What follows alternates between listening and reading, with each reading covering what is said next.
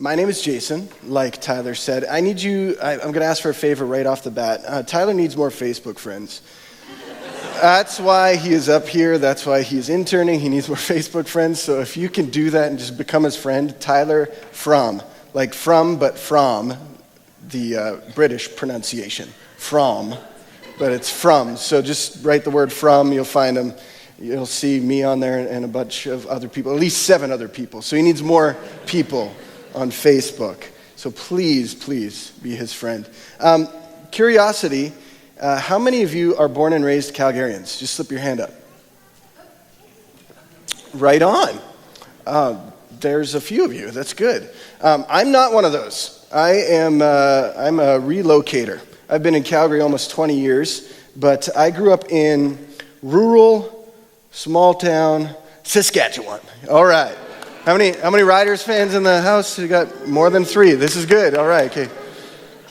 This is good. I grew up in a small town, like I was saying. I remember one year in particular. What was really unique about my small town and everything. At school this one year, we did this census. I don't know if it was like the first time we had done it in like a year or like 10 years, but we did this census, and we were all excited because we, in our perception, burst through the 600 plateau, and we had 613 people at our pinnacle as a community. I'm sure that means we were counting livestock and families twice, and people were lining up or whatever, but that was the environment that I grew up in. There was a town community, and then there was the farming community that surrounded the town. I was one of the town folk, partially because I would stop breathing when I got around farm equipment, but also because that's where my parents lived, and I lived with them. So that was a good place for me to be, was with my parents and not just by myself somewhere. Growing up in a small town, for those of you, anybody small towners? Yeah? Okay, so you understand small town reality a little bit. Finding friends is pretty easy in a small town. You don't have a lot of options, right? You're either friends with people or you're not. And if you want to do life by yourself, then you're not friends with anybody. That's super lonely. In a small town, you just got to put up with whatever. You got to work through stuff. You got to make sure that you are just cultivating these friendships. That was the environment that I grew up in. It was really unique because our church family was a huge part of our small town and surrounding area. My elementary school was like 55% of my elementary school came to my church. So again, making friends, it was like a given. It didn't take a lot of effort for me to do that because I would see them at school, I'd see them at church, I'd see a few of them walking around the town with the other 7 of us who lived in town and everybody else around the town. So making friends wasn't difficult. And I remember this conversation my dad had with me. It was like June 1995. He's like, "Hey, Jason, guess what?" I'm like, "Hey, I don't know, what?" And he's like, "We're going to be moving to a big city." And I said, "Huh?" And he's like, "Well, the volatility of the Saskatchewan economy and yada yada," zoned out for a bit. He said, "We are moving to Calgary." And I was like, "Calgary? Well, I vote no." And he said, "Your vote doesn't count." So in September 1995, we moved to Calgary. I was going into grade 10. It was the 3rd week of school already in the high school. So kids had already gone there. Some of them were actually born and raised Calgarians, believe it or not. And so they had known each other for a long time. And I remember stepping into that environment and having a hard time understanding that I didn't belong. Everybody knew each other. I didn't. I was a guy from rural Saskatchewan who had this small group of people, 613. Then I go to a high school where the graduating class was like bigger than my town. So it was a little bit of a learning curve for me. That was one of the first times that I discovered we as people long to fit somewhere. I remember walking into my school and desperately looking for a familiar or friendly face and someone to connect with. Isn't that like all of us at some point in time in our lives? Maybe we started a brand new job, maybe we went to a new school, maybe we did move from one place to another, and we came into that space and we're like, "Oh, I sure hope that I find somebody who looks friendly and somebody who will interact with me." Maybe you even came here this morning and you have one of 2 questions on your brain. Who do I know and where am I going to sit? And hopefully it's by somebody I know, right? Those are questions of belonging, questions of connection, questions of fitting.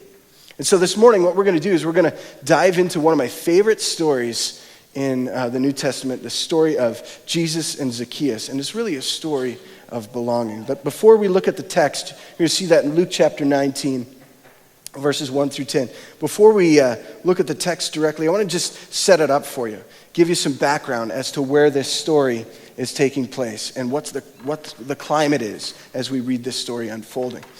So Jesus, this guy named Jesus, was becoming kind of famous, okay? People were hearing about all his miracles, turning water into wine. I mean, who wouldn't hear about that, right? Turning water into wine, the sight being restored for people who were blind, appendages that didn't work were now working. All these stories were coming out. Not only that, but the stories of his ability to challenge the status quo mentality in Israel, the cultural norms, so to speak. So all these stories were filtering. He had this reputation. And so people were hearing about Jesus before they saw him, before they interacted with him, or before they heard anything from him, which is really, really neat. Zacchaeus was one of these people. Zacchaeus was somebody who had heard about Jesus, who had maybe heard a story from a friend, maybe he had saw something from a distance, but he was one of these people that was really interested and intrigued by who Jesus was and who Jesus is. And so he's one of the characters in this story. I'm going to be reading from the New Living Translation in Luke chapter 19. What I want to do this morning is, I'm going to be reading this twice actually. The first time that I read it, I want to invite you to pretend like you've never heard the story before. So if you've never heard it before, awesome. You're one step ahead of those of us who have heard this story a lot. Because it's going to take hard work for us to make sure that we are pretending like it's the first time we've heard this story. You know, like that favorite movie you have, you put in your, not VCR or DVD, but your Blu-ray player, you know, and you watch it again and again and again. Let's pretend it's like that, okay? It's the first time I read it. We're going to start in Luke chapter 19, verse 1. The story begins like this. Jesus entered Jericho and made his way through the town. And there was a man there named Zacchaeus. He was the chief tax collector in the region and had become very rich. He tried to get a look at Jesus, but he was too short to see over the crowd. So he ran ahead and climbed a sycamore fig tree beside the road, for Jesus was going to pass that way. When Jesus came by, he looked up at Zacchaeus and called him by name. "Zacchaeus," he said, "quick, come down. I must be a guest at your house today." Zacchaeus quickly climbed down and took Jesus to his house in great excitement and joy. But the people were displeased. "He has gone to be the guest of a notorious sinner," they grumbled. But meanwhile, Zacchaeus stood before the Lord and said, "I will give half my wealth to the poor, and if I have cheated people on their taxes, I will give them back 4 times as much." And Jesus responded, "Salvation has come to this home today, for this man has shown himself to be a true son of Abraham. For the Son of Man came to seek and to save what was lost." Like I said, I'm going to be reading this 2 times. And before the second time, I want to invite you to do something different. There are sort of 3 people groups in this story, okay, that I'll identify for you. And pay attention, because I'm going to quiz you on this in like 30 seconds. It's not a quiz where you win prizes, unfortunately. Zacchaeus is the first person, first character. Then there's the disciples, or the entourage that was traveling with Jesus. And then there's the bystanders, or the crowd.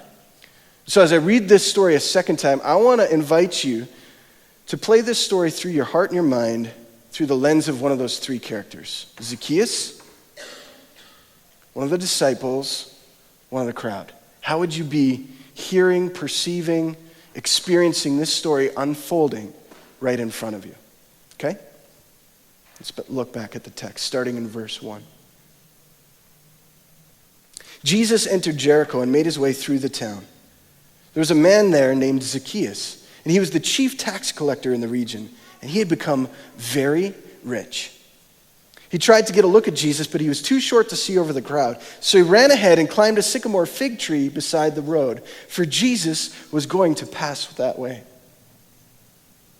When Jesus came by, he looked up at Zacchaeus and called him by name. "Zacchaeus," he said, "quick, come down. I must be a guest in your home today." Zacchaeus quickly climbed down and took Jesus to his house in great excitement and joy. But the people were displeased. "He has gone to be the guest of a notorious sinner," they grumbled. Meanwhile, Zacchaeus stood before the Lord and said, "I will give half my wealth to the poor, Lord. And if I have cheated people on their taxes, I will give them back 4 times as much." And Jesus responded, "Salvation has come to this home today, for this man has shown himself to be a true son of Abraham. For the Son of Man came to seek and to save those who are lost." Let me pray. Father, the truth of your word and the truth of your story is what we want to experience here this morning. Pray that your voice would be the loudest voice in this space as you speak to our hearts and our minds. Pray, God, that I would get out of the way so you can do what it is you want to do in and through us. We pray this in your name. Amen. Okay, by a quick show of hands, how many of you had the courage to play the role of Zacchaeus in your brain? Okay, we got a couple tree climbers. This is great. How about the role of the disciples or the entourage? Who visualized themselves? A couple there. Anybody want to be in the crowd, just seeing it unfold? Yeah, okay, cool. There are a couple of things that we're going to chat about. The story of Zacchaeus is really a story of belonging. It's a story of fitting. It's a story of connection. And there's 2 facets of this belonging that we're going to emphasize here this morning in our time together. The first is proximity. So who's around us? Who's near us? The second is places, where we are, or the environments that we create. So we're going to dig into that first one a little bit more. I love Lego. And so for those of you who are visual learners and you love Lego, you're welcome. It's up on the screen, which is good. Proximity. So who's around us? Now, Jesus is the central character in this story. He's not a bystander. He is the central character in this story. And we're going to look at his interaction in this story as it pertains to this idea of proximity and who was around him. There's 2 observations you can make of proximity in Jesus. First is this: Jesus knew Zacchaeus. How do we know that? He called him by name. He called him by name. He knew who Zacchaeus was. How do you know who Zacchaeus was? Well, there's a couple of hints in the text. If you look at the early verses, we know that Zacchaeus was what? A chief tax collector. Do you know what tax collectors were supposed to do? Collect taxes. Somebody wins something. Collect taxes. Absolutely, that was their role. And so these tax collectors were actually Israelites that were empowered by the Roman Empire, which was occupying Israel at the time and basically enslaving all of the Israelites to do whatever they wanted them to do.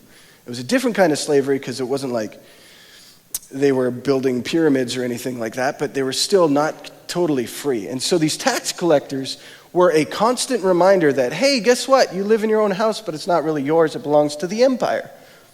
So they were people that were less than awesome in the views of their peers, right? People were frustrated with who they are. Now, tax collectors were charged with collecting taxes, giving to Caesar what was Caesar's, but they also were given the freedom to collect more than what people owed. See, only the tax collectors knew how much the tax was. And so they could go around and say, you owe me 50 denarii. And people would be like, well, I have to pay it. Because if they didn't pay it, they'd be thrown in jail. Maybe their stuff would be sold. Maybe they would be sold into slavery. Variety of things. So people were, let's just say, a little bit frustrated when it came to tax collectors. Especially if they were a family member, right? Because they feel like they were being sold out. They were being mocked. They were being used and abused. So we know that Zacchaeus was one of these tax collectors. We also know the text says that he was a chief tax collector. You know what that means? He was in charge of other people who were collecting taxes. That means he did his job really well in the eyes of the Roman Empire. So you can make some assumptions here or whatever, but he was probably a guy, their go-to guy, right? Zacchaeus, we need more money from this area. Why don't you figure out a way to make it happen? Got it, no problem. We also know that Zacchaeus was very rich. That's what the text says. Zacchaeus was very rich. So he did an exceptional job at not only getting the Roman Empire what they needed, but also making sure that he got his cut. This is Zacchaeus. And we know that Jesus knew about Zacchaeus because he called him by name. I was thinking about that. I was preparing for this morning and going, how would Jesus have known Zacchaeus? We don't know, nowhere else in the Bible do they have this other interaction together where they have this conversation or whatever. My guess is Jesus knew Zacchaeus by reputation. The same way Zacchaeus knew Jesus by reputation. Maybe one of his entourage, his disciples said, okay, we're going into Jericho. Here's the guys you need to stay away from. Zacchaeus and Zacchaeus and Zacchaeus, right? He's a guy you don't want to mess with. He's connected with the Roman Empire. We want to stay under the radar, whatever. But Jesus knew about Zacchaeus. Proximity. That's the first observation we can make about Jesus and Zacchaeus and proximity in this story. The second is this, maybe a little bit obvious. Jesus noticed a man in a tree. I don't know about you, but if I'm walking through Elgin or Inverness and somebody is like up in a tree and they're calling down to me, I'm calling 911, right?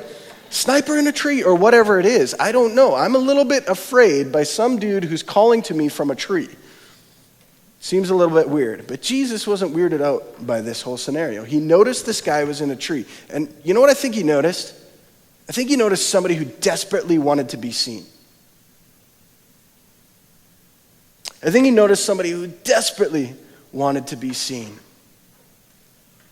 And I don't know if it's too far of a leap to make, but I think every human being that has ever existed on our planet desperately wants to be seen or noticed or heard. It's all the same thing. And Jesus took the time to notice this guy. Here's what this also tells us about people in general. People do weird things to be noticed. Trip down memory lane with me just for a second. What crazy thing have you done to be noticed by somebody? Think about it in your head. One of mine is kind of embarrassing. I jumped out of a moving vehicle at 50K because there was this girl who wasn't my wife who I wanted to notice me. Dumbest idea ever. Road rash and all. Didn't even get to have a good conversation with this gal, but hey, I jumped out of a car because I wanted to be noticed. We do silly things as people to want to be noticed, right? I think about my kids, the funny stuff that they do. Cannon will just come up and he'll be like, "You want to fight?" And I'll be like, "Okay," and then he'll run away. And I'm like, "I thought we were fighting. What's going on?" He wants to be noticed, wants to be interacted with. And as soon as you interact with him, then he's like, peace out, because he's nervous that we're actually going to fight, which is fun. Here's the other thing about this proximity thing. Proximity doesn't add anything to our schedule. Jesus was already walking. He was already going somewhere. He just happened to notice somebody who was up a tree along his way. You know what that tells us? You don't have to make time for people. People are already around you. Think about it for a second. You've got neighbors, right? You've got people you're sitting beside right now. They would be around you, right? You have people at your workplace or your other environment. People are right around you. There's natural opportunities to notice people right around you. About a year ago, a little over a year ago, my family and I, we moved into a brand new community in the northeast part of our city, like polar opposite from Mackenzie Town, north of the airport, not in Balzac, but kind of. It's not a big house, it's a small one, but it's up there. And one of our goals when we were moving into this new environment, in this new community, is we really wanted to get to know our neighbors. And so we live on a block of 10 houses. And one of the things that we started to do is we were like, hey, we're going to make an annual tradition. And I can call it an annual tradition because we've done it twice now. So the first time we gathered together all of our neighbors and we had a barbecue. And what we discovered is that in our row of 10 houses, there were 8 different countries represented. And so when we got together, there was some good food, right? Some South Indian cuisine, South Asian cuisine, the Canadian stuff like beef and cheddar, and, everything else. And it was a lot of fun. And what we discovered is that everybody on our block wanted to know their neighbors. Shocking. Everybody wanted to know their neighbors. We had all moved in around the same time. And we also discovered this. Everybody on our block likes to eat. Weird. They all like to eat. And so Bonnie and I, we were like, well, okay, we eat like 3 times a day. So there are other opportunities where we can invite people to eat with us because we're already doing it. So we've had neighbors over for dinner. And we got to know their stories and a little bit about who they are. And they've got to know us and our story and a little bit about who we are. In fact, this past year, one of the neighbors who had been less than excited to connect with the block party stuff that we were doing, they came over to our place for the first time. And they were there with just Bonnie and I and our family for a while until some other neighbors showed up. And what we discovered is that they are a lesbian couple. And so Angelica and Fiji, they came to our house and we were cracking jokes, we were having fun, and we fed them dinner. And then they asked me what I did for a living. And I said, I'm a pastor, and I pastor students. And they looked at me and were like, wow, that's so cool. We feel welcome here. We feel welcome here. Hey, we didn't do anything out of the ordinary. We had people over for dinner because we were eating anyway. Proximity. You don't have to necessarily add something to your schedule. You can be more intentional with what's already there. That's what Jesus did with Zacchaeus, noticing a man in a tree. So creating belonging begins with recognizing who's around us, proximity. But it continues with understanding the places that we occupy or we create. I think there are 3 primary places that we occupy as human beings. The first is home, people you're connected with. The second is work, so what you do for a living. And the third is the pieces or the spaces between the two. So activities, hobbies, faith community gatherings like this, whatever else that might be, those are the other places. Here's a great question to ask yourself when you think about the places that you occupy. How do the people on the outside looking in feel about those spaces that you occupy or you've created? See, in this story, you have this guy, you have Zacchaeus, and he does a crazy thing, and he climbs a tree so he can be seen. You know what that tells me? Not only does he want to be noticed, but he saw something in Jesus and his family, his extended community, his entourage, his disciples, that he wanted to experience for himself. He saw that. So he climbed a tree because he wanted to be a part of it. He wanted to be a part of it. There's 3 questions that'll help you kind of assess and understand how people on the outside of these spaces that you personally occupy might be thinking about the spaces that you currently occupy, okay? Here's the first question. Am I approachable? Am I approachable? If you're at an office job of some sort, maybe you work in an officle, which is what at Center Street we call cubicles. They're called officles. Don't ask me how to spell it, but they're awesome. Are you always with your headphones in, or if you actually have a physical door, is your door closed? What do you like at your office work? Are you just getting your stuff done, no time with interacting with people? Do you have a big get away from me sign that you wear? Maybe literally, but also figuratively?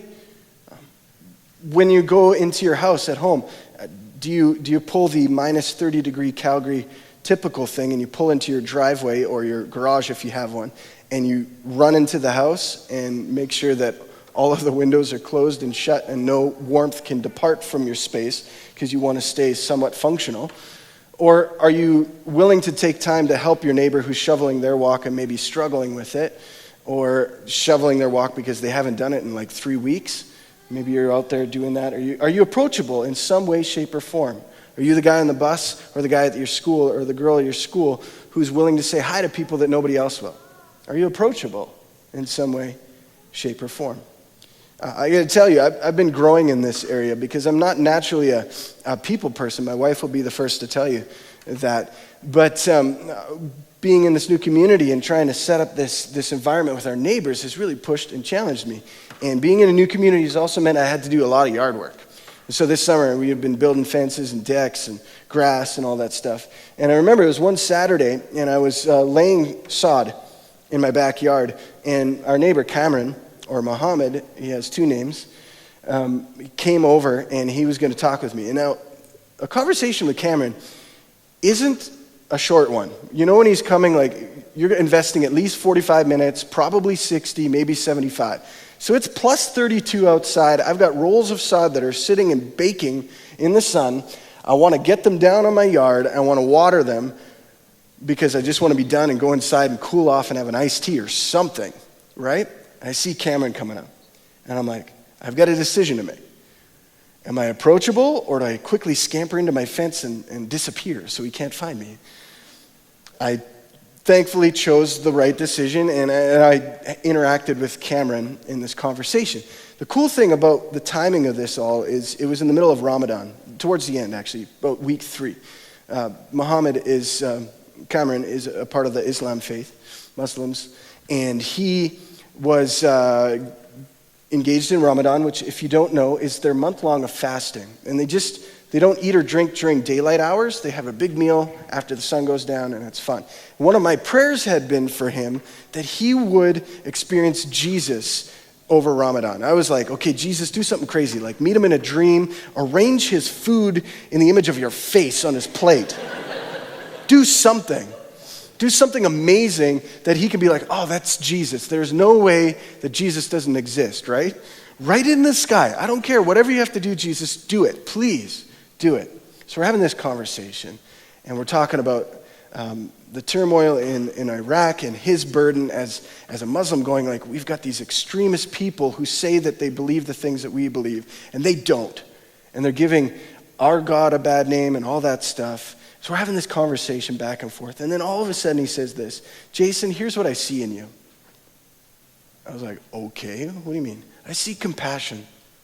I see kindness. I see a willingness to have a conversation with me, even though you're a Christian and I'm a Muslim. And those things aren't from you. They're from the Creator. That's the word he used. They're from the Creator. And in that moment, it dawned on me, God, why would you ever use me to be the answer to that prayer? I'm not perfect. I'm the guy who was yelling at my kids 2 hours ago. Right? I'm the guy who's trying to sneak my trash into the neighbor's trash because they got more space than I do. Why would you do that? Are you approachable? Are you willing to notice people? Are you willing to interact with them? Second question is, you're assessing the spaces that you occupy. Am I reliable? If you say you're going to do something, do you do it? We're not looking for perfection here, but better than 50-50 odds, right? If people can't trust you, if people can't rely on you, you're not creating a space of belonging. Third question, am I trustworthy? Can I be counted on? Can I keep a secret? So somebody comes to you in your workplace or in your community and says they're struggling in their marriage. Are you the first one that's like tweeting that out so all of your social media contacts know that this person, my friend of a friend that I'm praying for, is struggling in their marriage? Or if a parent friend of yours comes to you and says, my kid Zoe is bananas. What do I do? Are you the first one that's like, yeah, send her away, I don't know. Or what are you doing with that? Are you telling everybody that Zoe's crazy, she's on the crazy train, or so-and-so struggling with their kids? Are you keeping a secret? Are you taking it to somebody that actually will do something about it? Jesus. Or are you trying to, just create conversation with other people? If you think about those 3 questions through the lens of this story and through the lens of Jesus, here's what you come up with, okay? Was Jesus approachable?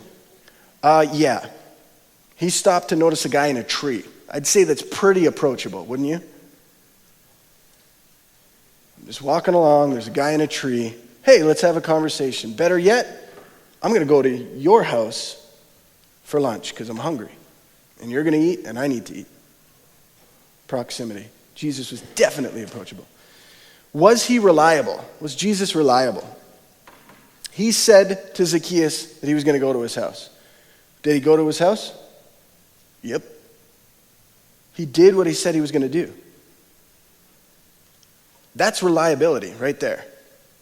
That's awesome. Third one, was Jesus trustworthy? So Jesus goes to Zacchaeus' house, and he's having this interaction, and people are frustrated, right, that he went there? What do they say? You're the guest of this notorious sinner?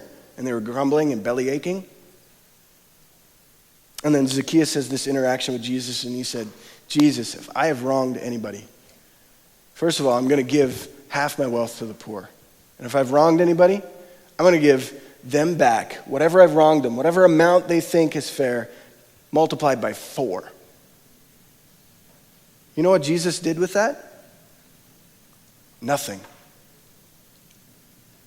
He didn't write it on a banner. He didn't send his disciples out door by door and saying, okay, get the lineup of everybody who feels wronged by Zacchaeus. Line it up here, boys. We're going to pay the piper right now. He didn't do any of that. In fact, the only reason why we know this story is the disciples, the team of community that Jesus was with, they were there and they heard the story. They saw the story unfold and they told their friends all this story. And then this guy named Luke sits down and writes it for us. And that's why we have that story today. But Jesus, what did he do? He kept it a secret. He kept it a secret and he celebrated it. He said, salvation has come to this house today. This generosity, this isn't you, Zacchaeus. This is my Father at work in you. And so I celebrate that. But he kept it to himself. Kind of cool. Where he had every opportunity that he could have marched through the rest of Jericho and sold Zacchaeus out, so to speak. But he left that between Zacchaeus and God the Father to figure out the extension of what this promise, this declaration that Zacchaeus had made to Jesus. He didn't take it over and he didn't control it. If people who are in close proximity to us, if they're those ones who are right around us, don't feel like they can approach us, whether we can be trusted or relied on, then we're not creating belonging. We're creating the exact opposite. We're reinforcing the idea that you don't fit. I don't know about you, but I don't want to be known for that. And I don't think Jesus was ever known for that. Yeah, he said some tough things and he challenged people, but he said to everybody in every way, shape, or form, you fit here. You fit here. You don't have to play a game. You don't have to do a bunch of stuff. You just have to connect with me. That's where you fit. That's it. That's where you fit. And in this story of Jesus and Zacchaeus, we see Jesus living this out. He interacted with those who were right next to him in proximity, and he journeyed into a place where he could inspire, celebrate, and empower another person to reach their potential in him, to pursue God's design for their life. That, my friends, is what belonging is all about. That is the goal. Helping people answer that question of, where do I belong? Where do I fit? That's our opportunity. That's what we get to do. That is our role. And that is amazing. We're going to be wrapping up here in a couple minutes. And what I want to do is invite you into one other mental exercise here today. There's 2 questions that are going to be up on the screen momentarily. And what I want you to do is, as these questions roll through your brain, I want you to figure out what they mean to you right here, right now, 2014 in this space. The first is, where do you belong? Maybe you're somebody like Zacchaeus. And I think at some point in time we've all played a similar role in life, where we've been desperate to be noticed by somebody. Maybe that's your space right now, and you're going like, I don't know where I belong. Maybe you're on the complete opposite end, and you're one of the disciples, and you know where you fit. You're connected to Jesus, and you know that. Maybe you know where you belong. Maybe you don't. Where is that in your space? The second question, how are you creating spaces or places for other people to find their fit? We all occupy spaces. Can't avoid them. Sometimes we can avoid work, not all the time. I once wrote that I was allergic to work, didn't go too far. Just saying. We can't always avoid those spaces. How are we utilizing those spaces and places that we interact with to create belonging for others? Or are we doing the exact opposite? So what I want you to do is just in 30, 45 seconds, we're going to just be in silence. I want you to think about those two questions. And maybe you need to jot it down in your phone or on a piece of paper that you brought with you, or even just have a quiet sidebar conversation with somebody who's right around you. But where do you belong? How are you creating spaces or places for others to find their fit? Just spend some time thinking about that.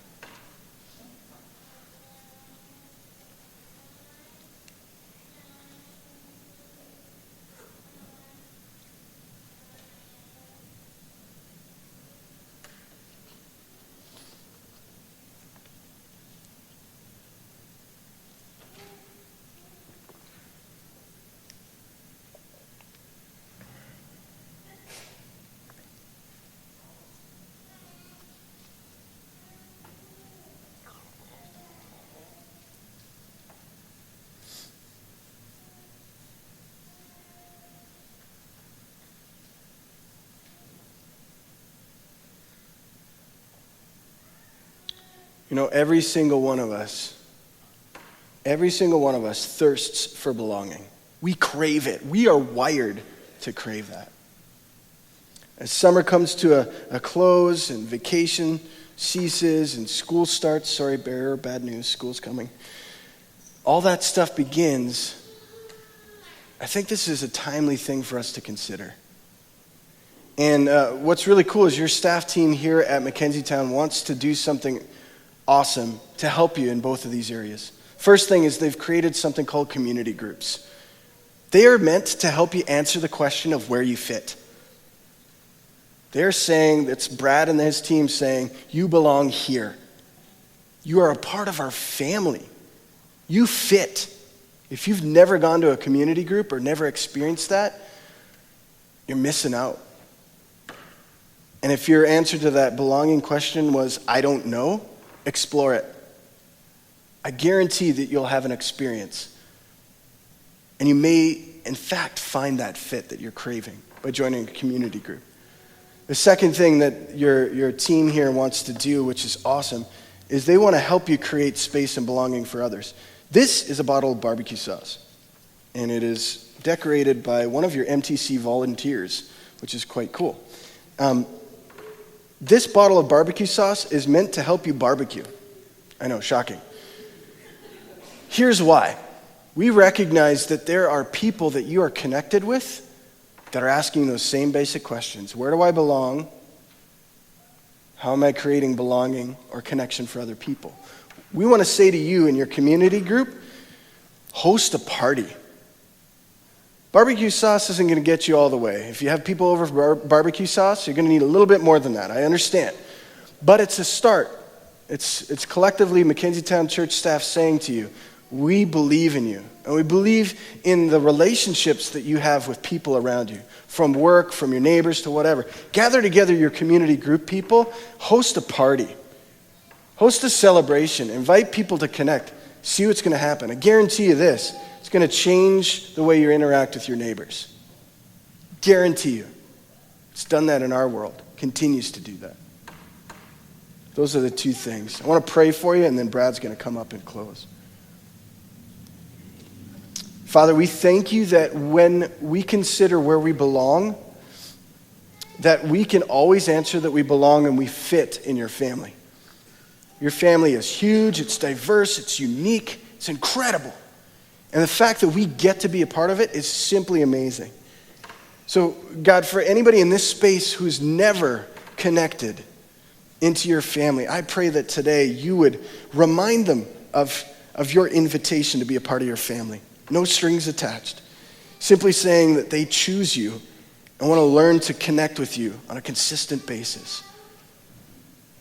Give them the courage, Father, to speak to one of the MTC pastors or other volunteer leaders about developing that and starting that right now, right here today. God, we also thank you for the literally probably hundreds of thousands of relationships represented in this room by this group of people. We thank you for how you have orchestrated every single one of them. What a cool opportunity. We get to be in the lives of people and show them a little bit about who you are, just by being the way you've created us. Awesome.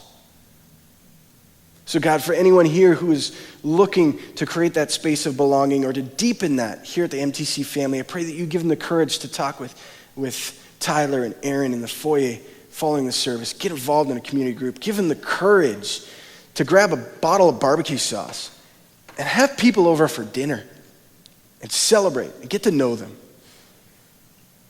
and let you do what you do. And that's always amazing things. God, may you bless us and keep us close to you. May you make your face shine upon us and be gracious to us. May you turn your face towards us and give us your peace. And pray this in your name. Amen.